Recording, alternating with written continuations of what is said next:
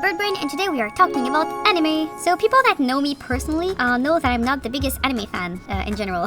I mean, I've seen a few and enjoyed most of them, but yeah, for the longest time, I wasn't the biggest knowledgeable person in terms of anime. However, my time teaching in Tokyo really made me see anime in a different way.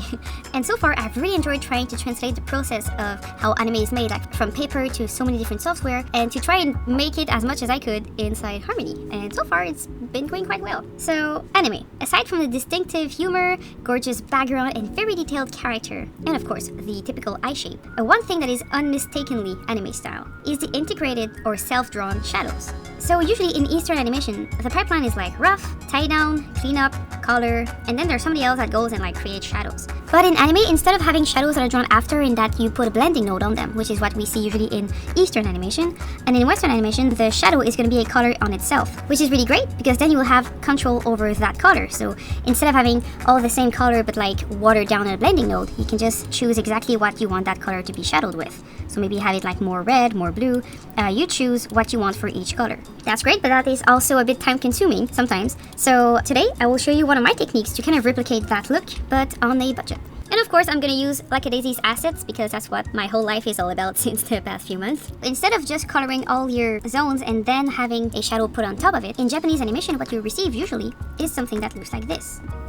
So the blue lines will be the area where there is shadows, and the red ones will be where there is light. Now, don't quote me on the color, sometimes it changes, but that's what I've seen that is usually the case. So then when you color, you'd get a color for the skin, and you'd get another palette that would be like the skin shadow. And they're just painted, so it's not compositing, it's really just the color. And of course, after that, in the final output, you don't see these two colors. Alright, so there's many ways to do that, many software that does it differently, and even in Harmony, there's many ways to do it, but today I'm just going to show you one of the ways that I found out how to do it. So for today's exercise, if you want to follow along, you will need a drawing that has been cleaned up already. And for the highlight and shadows, what I prefer to do is have its own palette for my effects, so my shadows and my highlights.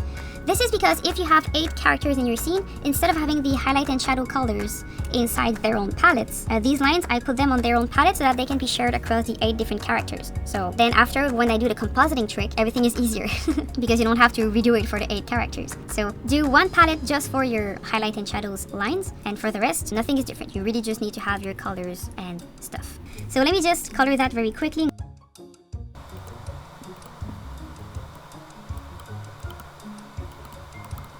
And then what I did to get my shadow color is you're gonna take that palette, for example, and just duplicate it because I'm lazy. Usually you can just have different swatches inside your own palette, but you know, I'm just gonna duplicate it really quickly. That'll be my shadow. And then this one, I will tint it so that it looks more blue. Then again, you could just choose your own color, but I'm gonna go quickly and just make that a bit more blue-ish. Perfect! And then this will be my shadow.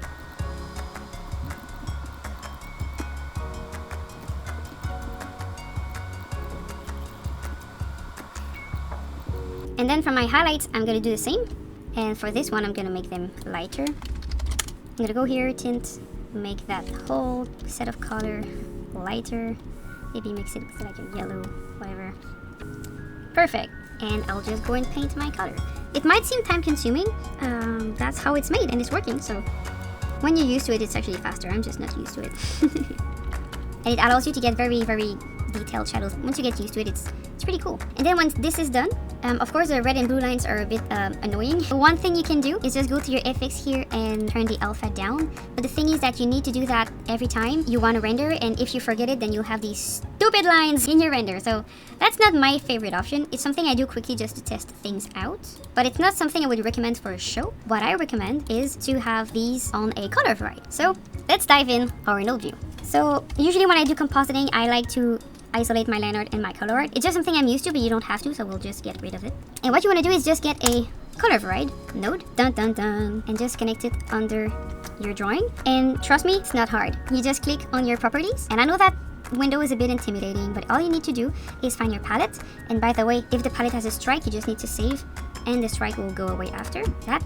All clean. And then all I have to do is find my FX palette with my 2 colors. I'm gonna go here and allow them to pass to the other side to get edited.